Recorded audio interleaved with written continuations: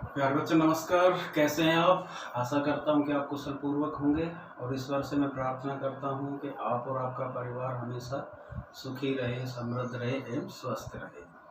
प्यारे बच्चों, जैसा कि सीबीएसई के निर्देशानुसार आपका जो 30% सिलेबस है उसको कम किया गया है।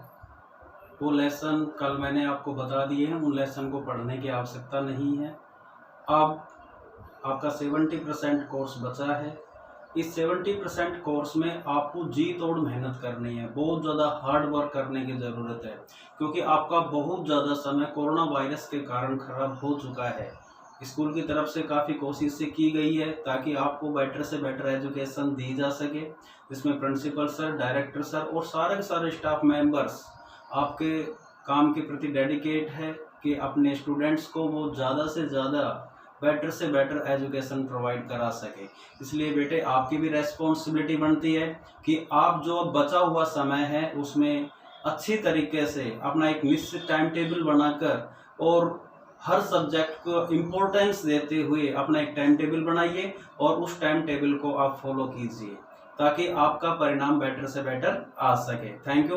अब मैं आपको बताना चाहता हूँ कि हमारा जो लेसन चल रहा है वो इंटरनेशनल ऑर्गेनाइजेशन चल रहा है, जिसके अंदर हमने सार्क के बारे में, एशियान के बारे में, यूरोपियन यूनियन के बारे में, वर्ल्ड बैंक, डब्ल्यूटीओ, यूएनओ के बारे में बहुत कुछ हम बता चुके हैं। लेकिन एक क्वेश्चन है जो कार्टून से रिलेटेड आता है, पिक्चर से रिलेटेड क्वेश्चन आता है, और एक क्वेश्चन आपका मैप से रिलेटेड आता है।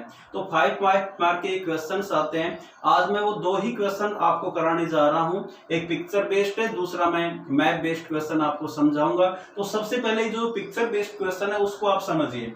इस तरह का क्वेश्चन आएगा, answer the following question on the basis of the given picture. एक पिक्चर दी जाएगी, उस पिक्चर को आपने देखना है। पहले उसको ध्यानपूर्वक देख, जैसे मैं आपको बता रहा हूं, इसमें लिखा हुआ है यहां पर यूएन, यूनाइटेड नेशन, और यहां पर लिखा हुआ है वार, और यहां पर लिखा है if the right one don't get you then the left one will. अब देखिए इसका मतलब क्या है। इस पिक्चर के माध्यम से आपको क्या बताया गया है? तो क्वेश्चन यही है, what does it depict. Question है basis of the given picture, picture के आधार पर आपने क्वेश्चन दिया गया है, व्हाट डज इट डिपिक्ट, ये जो चित्र है वो क्या दर्शा रहा है।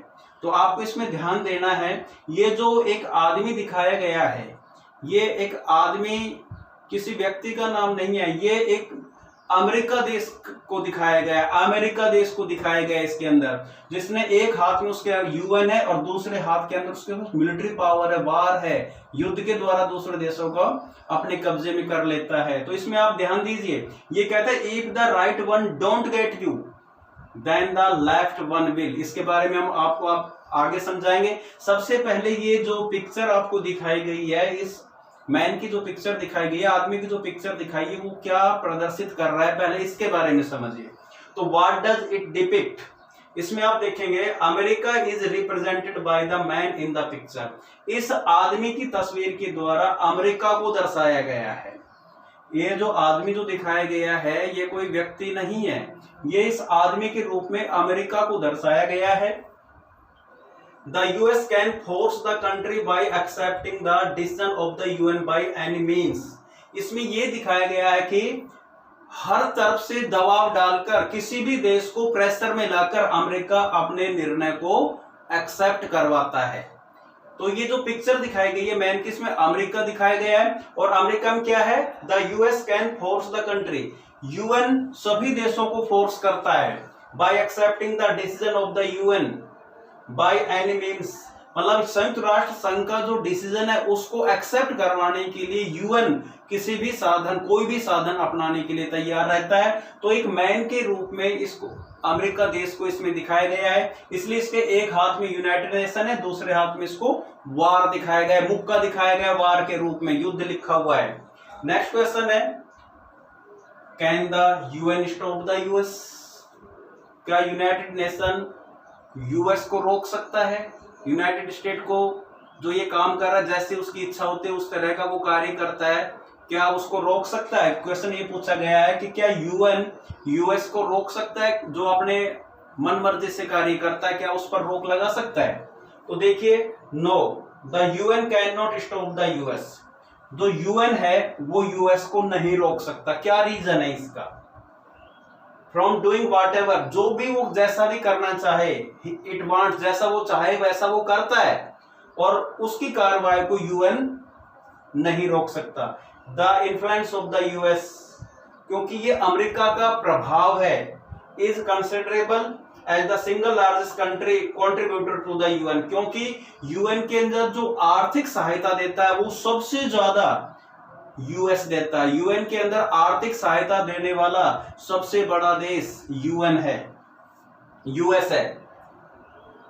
हैज अनमैच फाइनेंशियल पावर, उसके पास बहुत ज्यादा वित्तीय पावर है जो दूसरे देशों के पास नहीं है। With its votes veto power, और उस यूएस के पास क्या है? वीटो पावर भी है। The US can stop any move that it finds annoying और damaging of its interest of friends and allies.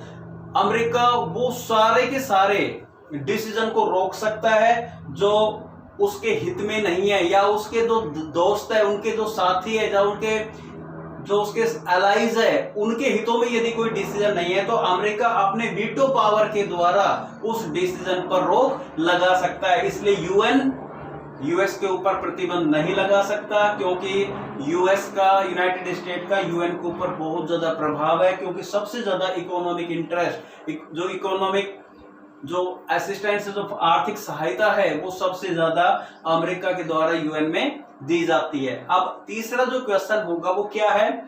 If the right one don't get you then the left one will. अब इसमें यदि दाएं हाथ से काम नहीं होता है तो मेरे पास दूसरा बायां हाथ भी है। इसके बारे में इस जो स्टेटमेंट दी गई है इसको अच्छी तरह से समझाइए। इसका मतलब क्या? इसका कोई एक एग्जांपल देते हुए समझाइए कि ये अमेरिका ये बात क्यों कहता है। If the right one don't get you, यदि आप दाएं हाथ से नहीं मानते हैं, then the left one will, तो मेरे पास दाया हाथ है। अब देखिए, यदि यूएन की बात नहीं मानी जाती, देखो यहाँ दाएं हाथ के अंदर क्या है? यूएन, यूनाइटेड नेशन है, और बाएं हाथ में क्या है? वार। यदि यूएन की बातों को नहीं माना जाता है तो यूएन क्या करता है? आदेश देता है, डिसीजन लेता है कि उसको युद्ध के जरिए आप उसको अपनी बातों को मनवाइए। ऐसा हम एक एग्जाम्पल अभी आपको बताएंगे।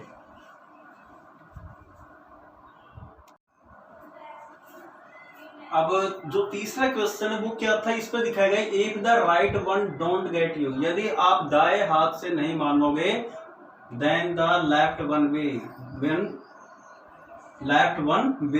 तो मेरे पास दाया हाथ से मानोगे। तो आप इसमें देखिए, if the right one don't get you, यदि आप दाएं हाथ से नहीं मानोगे, then the left one will, तो मेरे पास तो आप बाएं हाथ से मानोगे। तो जो स्टेटमेंट इसको क्लियरिफाई करना है कि ये स्टेटमेंट क्यों लिखा गया है। If the right one don't get you, यदि आप दाएं हाथ से बात नहीं मानोगे, then the left one will, तो आप बाएं हाथ से मानोगे। अब इसमें देखिए क्यों कहा गया है। तो the statement represents the hegemony of the US, ये जो स्टेटमेंट है ये अमेरिका के वर्चस्व को दर्शाता है कि वर्ल्ड के अंदर अमेरिका का कितना वर्चस्व है। American attack on Iraq in 1991 is it's example. अब अमेरिकी वर्चस्व को दिखाता है कि उसका एक एग्जाम्पल हम आपको बता दें। अमेरिका के द्वारा इराक पर 1991 में किया गया आक्रमण, ये उसके हेगमनी को दिखाता है। क्या है उसमें? क्या हुआ था कि इराक ने कुवैत को अपने कब्जे में ले लिया था। यूएन के काफी समझाने के बावजूद भी इराक नहीं माना और कुवैत को उसने आजाद नहीं किया।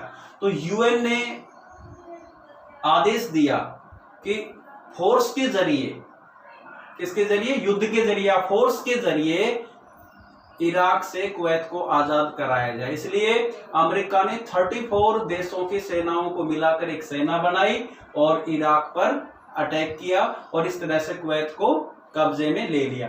जब अब ये देखो राइट हैंड के अंदर इसमें यूएन को दिखाया गया है। जब यूएन की बात नहीं मानी, सारे ऑल मेजर्स जितने भी तरीके से समझाने के वो फेल हो गए, तो यूएन ने फोर्स मतलब बलपूर्वक इराक से कुवैत को आजाद कराने के लिए का निर्णय लिया। इस तरह से अमेरिका ने 34 देशों की सेनाओं को मिलाकर इराक पर अटैक किया, जिसमें 6,60,000 सैनिक शामिल थे। तो ये जो बात बताई गई, if the right one don't get you then the left one will, तो the statement represents the hegemony of the US. ये जो स्टेटमेंट है वो अमेरिका के वर्चस्व को दिखाता है। American attack on Iraq in 1991 on it's example, इसका एक महत्वपूर्ण एग्जाम्पल कौन सा है? 1991 में अमेरिका के द्वारा इराक पर किया गया attack. When Iraq captured Kuwait, जब इराक ने कुवैत को अपने कब्जे में लिया, मैंने measurement were taken to make Iraq understand, बहुत से तरीके के द्वारा इराक को समझाया गया। After the failure of all major, जब सारे तरीके असफल हो गए, the UN permitted use of force, तो यूएन ने आज्ञा दे दी फोर्स यूज करने की। In order to free Kuwait from Iraq इन्वेंडर्स, Iraq से कुवैत को आजाद कराने के लिए यूनाइटेड नेशन ने फोर्स यूज करने की परमिशन दे दी। इस तरह से अमेरिका ने इराक से कुवैत को आजाद कराया। तो ये अमेरिका का वर्चस्व है। यदि आप यूएन की बात नहीं मानेंगे, तो जिस तरह से इराक सारे मेजर थे जो फेल हो गए थे, यूएन की बातों को नहीं मान, तो यूएन ने आदेश दिया कि इराक से कुवैत को बलपूर्वक आजादी दिलाई जाए। तो ये जो बात है, if the right one don't get you then the left one will, तो ये यूएस हेजमनी को दिखाता है और ये जो व्यक्ति है वो अमेरिका को प्रदर्शित कर रहा है। तो ये पिक्चर्स के माध्यम से आपने ये क्वेश्चन अच्छी तरह से समझने हैं। ये 5 मार्क के क्वेश्चन आपके एग्जाम में आते हैं। अगला जो क्वेश्चन होगा वो मैथ बेस्ड होगा, वो अभी हम आपको बता रहे हैं। उसमें आपने क्या करना है, एक वर्ल्ड का मैप लेना है। कुछ क्वेश्चंस मैं आपको यहाँ बोर्ड पर बता रहा हूं, उन क्वेश्चंस को आपने अच्छी तरह से समझना है और वर्ल्ड के मैप में उसको अच्छी तरह से फिल करना है। सेकंड जो क्वेश्चन है वो आपने करना है, on the basis of information fill the places in the world map. विश्व का मानचित्र आपने लेना है और कुछ इंफॉर्मेशन दी गई है, उसके आधार पर आपने वर्ल्ड मैप में उसको फिल करना है। जैसे country where head office of IMF is situated, आपने ये बताना है कि इंटरनेशनल मॉनेटरी फंड, अंतर्राष्ट्रीय जो मुद्रा कोष है, उसका कार्यालय कहाँ स्थित है, कौन से देश में है। दूसरा, country where present general secretary live, अब आपको ये बताना है कि जो सचिव जनरल जो सेक्रेटरीट है वो कहाँ पर है, जनरल जो महासभा है उसका ऑफिस कहाँ पर है। Country where present general secretariat, जो सचिवालय है वो कहाँ पर स्थित है।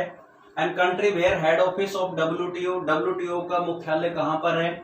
और France permanent member of UN security council, ये permanent member of UN security council. इसी तरह से फ्रांस, ये भी permanent member of UN security council के अंदर जो संयुक्त राष्ट्र सुरक्षा परिषद है उसमें जो परमानेंट मेंबर है चाइना और फ्रांस, इसके अलावा 3 और है, लेकिन अभी आपने केवल 2 ही देशों को आपने वर्ल्ड मैप में फिल करना है कि ये चाइना और फ्रांस कहाँ पर है। ये दोनों देश परमानेंट मेंबर है यूएन सिक्योरिटी काउंसिल के अंदर। तो ये 5 जो इंफॉर्मेशन है इनके आधार पर आपने वर्ल्ड मैप को फिल करना है और ये सारा का सारा वर्क करके मेरे व्हाट्सएप नंबर पर उसको अवश्य सेंड करें। Thank you.